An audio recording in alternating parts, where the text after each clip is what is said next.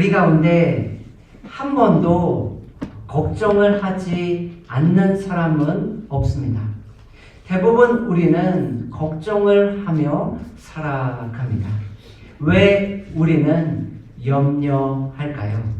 내가 나의 힘으로 나의 문제를 감당할 수 있다면 염려하지 않습니다. 내가 나의 능력으로 나의 어려움을 해결할 수 있다면 걱정하지 않습니다. 걱정과 염려는 나보다 내가 해결해야 하거나 감당해야 하는 문제가 더 커 보일 때 생깁니다. 오늘 본문은 염려와 걱정 가운데 있는 우리에게 말씀합니다. 베드로전서 5장 7절입니다. 너희 염려를 다 주께 맡기라. 두 단어를 주목하기 원합니다. 첫 번째 단어는 다입니다. 내가 가지고 있는 염려의 일부분이 아닙니다. 나의 걱정의 전부 모두를 의미합니다. 두 번째 단어는 맡기라입니다. 이 단어의 의미는 자신이 등에 지고 있는 가방을 자동차 트렁크에 던져 넣는 것을 의미합니다. 한마디로 던지라입니다. 제가 청년들과 함께 등산을 했습니다. 산을 중간 정도 올라갔을 때에 어느 청년이 조금 힘들어 했습니다. 그래서 제가 그 청년의 가방을 들고 산 정상까지 올라갔습니다. 그리고 다 같이 산 정상에 올라서 기쁨을 나누고 사진을 찍으며 추억을 남겼습니다. 며칠이 지나고 문자를 받았습니다. 저와 함께 산에 올라간 청년 중에 한 명이 제가 가방을 대신 메고 조금 힘들어하는 청년 뒤에서 묵묵하게 걸어가는 모습을 보고 느낀 자신의 생각을 전한 내용이었습니다. 제가 그 청년에게 그 문자를 받고 짐을 맡기고 짐을 대신 지는 것에 대하여 생각하기 시작했습니다. 그 청년은 저에게 자신의 가방이 안전하게 있는지 확인하지 않았습니다. 저도 그 청년에게 그 가방이 너무 무겁다고 불평하지 않았습니다. 그 청년은 저에게 자신의 가방을 온전하게 맡겼고 그 청년의 가방을 저도 온전하게 맡아 주었습니다. 시편 68편 19절입니다. 날마다 우리 짐을 지시는 주 곧 우리의 구원이신 하나님을 찬송할지로다. 시인은 하나님을 찬송합니다. 그런데 시인이 찬송하는 하나님을 날마다 나의 짐을 지시는 주라고 고백합니다. 우리는 내가 하나님의 짐을 대신 져야 한다고 생각합니다. 그런데 하나님은 우리에게 매일 우리의 짐을 지시겠다고 말씀하십니다. 하나님은 날마다 나에게 너의 짐을 던지라고 말씀하십니다. 하나님은 우리에게 너의 짐을 대신 지는 것이 나의 기쁨이라고 말씀하십니다. 마치 야구에서 포수가 내가 너의 공을 다 받아줄게. 걱정하지 말고 너는 던지기만 하면 돼. 투수를 향해 갖는 마음과 같습니다. 그런데 왜 우리는 예수님께 하나도 빠짐없이 다 맡기지 못할까요? 그런데 왜 우리는 예수님께 하나도 남김없이 다 던지지 못할까요? 첫 번째, 오늘을 살아가게 하시는 하나님을 향한 신뢰와 믿음이 없기 때문입니다. 우리가 하는 걱정의 내용이 무엇입니까? 오늘 먹을 양식과 오늘을 살아갈 건강이 없기 때문입니까? 우리 주변에 이런 상황과 환경에 계신 분들도 있습니다. 그러나 우리의 대부분의 근심의 내용은 아직 우리에게 주어지지 않는 미래와 내일 때문입니다. 그래서 예수님은 우리에게 말씀하십니다. 마태복음 6장 34절입니다. 내일 일을 위하여 염려하지 말라. 내일 일은 내일이 염려할 것이요. 하나님은 내일의 걱정을 오늘의 시간으로 가져오지 말라고 말씀하십니다. 하나님은 아직 우리에게 일어나지 않는 내일의 일들로 오늘 우리에게 주어진 시간들을 낭비하지 말라고 말씀하십니다. 왜냐하면 내일은 나의 것이 아니기 때문입니다. 목회자이기 때문에 성도님들의 마지막 순간을 함께 할 때가 많습니다. 그때 제가 느끼는 바가 무엇인지 아세요? 아무리 돈이 많아도 자신의 생명을 단 1초도 연장할 수 없습니다. 예수님이 우리에게 가르쳐 주신 기도입니다. 마태복음 6장 11절입니다. 오늘 우리에게 필요한 양식을 주시옵고, 예수님은 우리에게 내일 먹을 양식 또는 내년에 필요한 양식을 위해서 기도하라고 말씀하지 않습니다. 예수님은 우리에게 오늘 필요한 양식을 위하여 구하라고 말씀하십니다. 그리고 하나님은 우리에게 오늘 먹을 양식을 허락하여 주신다고 약속하셨습니다. 하나님께서 나에게 주신 오늘 필요한 양식과 오늘 먹을 양식이 있나요? 그렇다면 우리는 염려와 걱정, 그리고 근심과 두려움 대신 기쁨으로 나에게 주어진 오늘을 살아가야 합니다. 예수님의 두 말씀을 연결해 볼까요? 하나님이 오늘 나의 삶을 책임지십니다. 그리고 나는 나에게 주어진 오늘을 살아갑니다.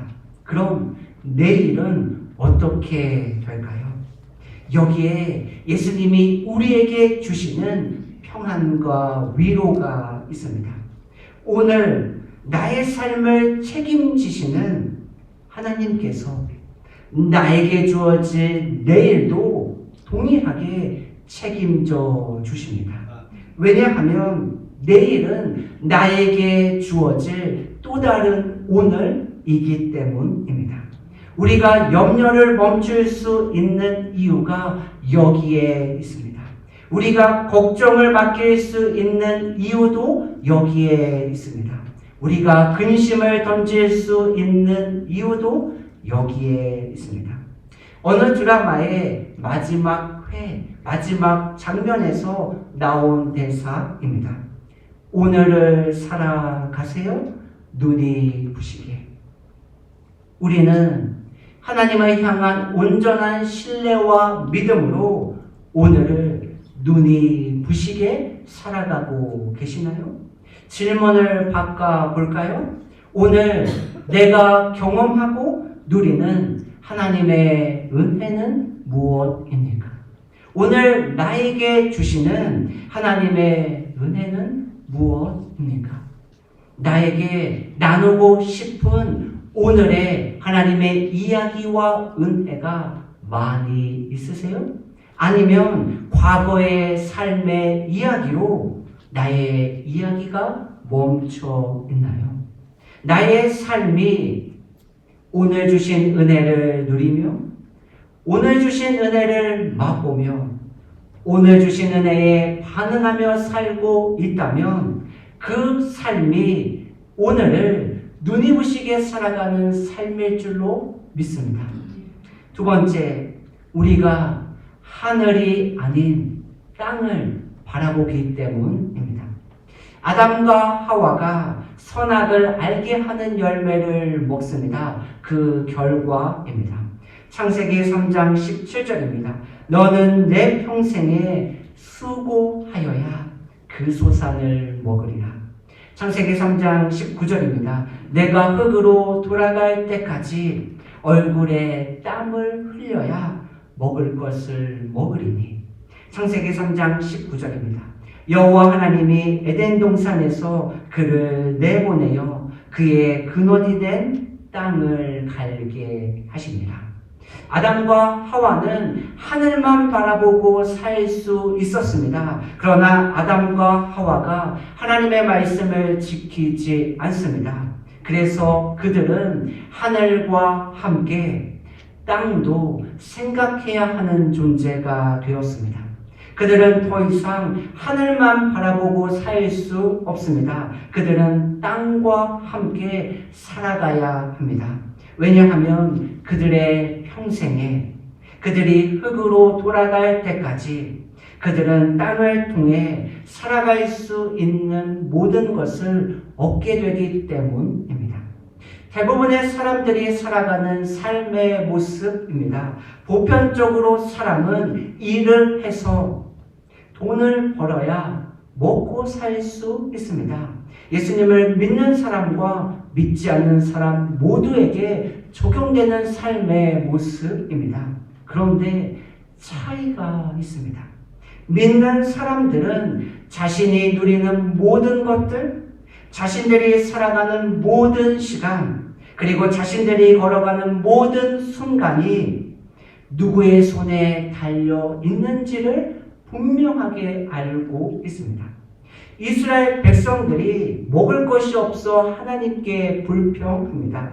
성경은 불평의 주체가 이스라엘 백성 전체라고 기록하고 있습니다. 이스라엘 사람 한두 명이 아닙니다. 이스라엘 백성 전체가 하나님을 향하여 원망의 목소리를 쏟아냅니다. 땅만 보다가 주님을 놓치는 우리의 모습과 닮았습니다. 그때 하나님께서 이스라엘 백성들에게 먹을 것을 허락하여 주십니다. 우리가 잘 아는 만나입니다. 출애굽기 16장 4절입니다. 그때에 여호와께서 모세에게 이르시되 보라 내가 너희를 위하여 하늘에서 양식을 비같이 내리리니 하나님께서 이스라엘 백성들에게 필요한 먹을 양식을 어디에서 공급하여 주시나요? 이스라엘 백성들은 어디에서 자신들의 필요를 발견할 수 있나요? 하늘과 땅, 땅과 하늘, 어디입니까? 하늘입니다. 이스라엘 백성들은 자신들이 살아가기 위해서 필요한 것을 하늘에서 하나님으로부터 공급받습니다. 우리의 시선이 하늘이 아닌 땅을 바라볼 때, 우리의 시선이 예수님이 아닌 세상을 바라볼 때, 우리는 근심의 파도에서 빠져나올 방법이 없습니다. 눈을 들어 하늘 보라. 어지러운 세상 중에 눈을 들어 하늘 보라. 살아계신 주 하나님. 눈을 들어 하늘 보라. 다시 사신 그리스도. 이 찬송의 고백이 우리가 살아가는 시대에 꼭 필요하지 않으세요? 세상은 끊임없이 우리의 시선이 땅을 향하도록 합니다. 그래서 우리는 그 어느 때보다 어지러운 세상 속에서 눈을 들어 살아계신 주 하나님, 다시 사신 그리스도를 바라보아야만 합니다. 이제 마지막 하나가 남았습니다. 우리가 하나님을 향한 신뢰와 믿음으로 오늘을 살아갈 수 있는 이유, 땅이 아닌 하늘을 바라보며 살아갈 수 있는 이유가 있습니다. 베드로전서 5장 7절입니다. 주께서 돌보심이라. 아멘. 우리가 헌금 시간에 함께 고백하는 찬양이 있습니다. 만복의 근원 하나님입니다. 우리는 그 찬양을 통해서 나에게 속한 모든 것이 하나님의 것임을 고백합니다. 나에게 있는 모든 것의 출처가 하나님이심을 찬양합니다. 기억하십시오. 잊지 마십시오. 나의 삶을 돌보시는 분은 오직 하나님 한 분이십니다. 제가 금요 저녁 기도에 나눈 예화입니다. 어느 아이가 집 앞에서 자전거를 타며 놀고 있었습니다. 그런데 자신보다 나이도 많고 덩치 큰 사람들이 자신의 자전거를 빼앗아 가려고 합니다. 아이가 할 수 있는 두 가지 일이 있습니다. 하나는 울기, 다른 하나는 엄마 부르기입니다. 이 아이가 두 가지 일을 동시에 해냅니다. 아이는 울면서 엄마를 부릅니다. 엄마가 아이의 목소리를 듣고 한 걸음에 달려옵니다. 아이는 자신의 목소리를 듣고 달려온 엄마의 손을 꼭 잡습니다. 그리고 자신들 앞에 서 있는 사람들을 향하여 이렇게 말합니다. 까불고 있어. 아이는 조금 전까지 자신의 힘으로 아무것도 할 수 없습니다. 그래서 아이는 울면서 엄마를 불렀습니다. 그런데 이제는 자신 옆에 엄마가 있습니다. 그리고 엄마도 자신의 손을 꼭 잡고 있습니다. 아이는 이제 더 이상 두렵지 않습니다. 아이는 이제 더 이상 무섭지 않습니다. 나의 삶에 걱정과 근심이 자주 찾아오시나요? 아직 일어나지 않는 미래의 일들로 밤잠을 설치고 계세요? 주께서 돌보심이라 이 말씀을 기억하시기 바랍니다. 예수님이 우리의 삶을 완벽하게 돌보고 계십니다. 우리는 예수님의 손을 잡고 염려와 불안에게 이렇게 외쳐야 합니다. 까불고 있어? 염려가 없는 사람은 없습니다. 그러나 어떤 사람은 자신의 염려를 자신의 품에 품고 살아갑니다. 놓치지 않습니다. 생각하고 또 생각합니다. 그런데 또 다른 사람은 자신의 걱정을 하나님께 던집니다.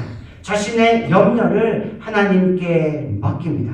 사도 바울의 목소리로 오늘의 말씀을 들어볼까요? 빌립보서 4장 6절입니다. 아무것도 염려하지 말고 다만 모든 일에 기도와 간구로 너희 구할 것을 감사함으로 하나님께 아뢰라. 우리는 자신도 모르게 끊임없이 염려와 걱정을 하며 살아갑니다. 때로는 염려와 근심과 걱정을 자신의 품으로 끌어당기기도 합니다. 어떻게 자유로울 수 있을까요? 문제 해결이 우선순위가 아닙니다. 빌립보서 4장 7절입니다. 그리하면 모든 지각에 뛰어난 하나님의 평강이 그리스도 예수 안에서 너희 마음과 생각을 지키시리라. 염려하지 않고 모든 일에 감사함으로 기도합니다. 그 결과 하나님의 평강이 나의 마음과 생각에 가득 채워집니다. 그리고 문제 해결은 주님께 던지고 문제 해결은 주님께 맡기고 오늘의 평강을 누리며 눈이 부시게 살아가게 됩니다. 그때 우리는 비로소 하나님의 돌보심을 신뢰하며 걱정과 염려로부터 자유롭게 됩니다. 말씀을 마무리하기 원합니다. 오늘은 2025년의 마지막 예배입니다. 한 해를 보내며 각자의 삶에 여러 가지 많은 일들이 있으셨죠. 그럼에도 하나님께서 우리를 돌보시고 여기까지 인도하셨습니다. 모든 염려와 걱정, 근심과 불안, 그리고 두려움을 주님께 던지십시오. 자신이 할 수 있는 가장 강한 힘으로 가장 빠르게 주님께 던지십시오. 그래서 우리의 삶에 주님의 돌보시고 채우시는 주님의 은혜를 오늘 그리고 매일의 삶에서 더 풍성하게 누리고 경험하는 2026년의 삶이 되시기를 예수님의 이름으로 축복합니다. 아멘. 기도하겠습니다.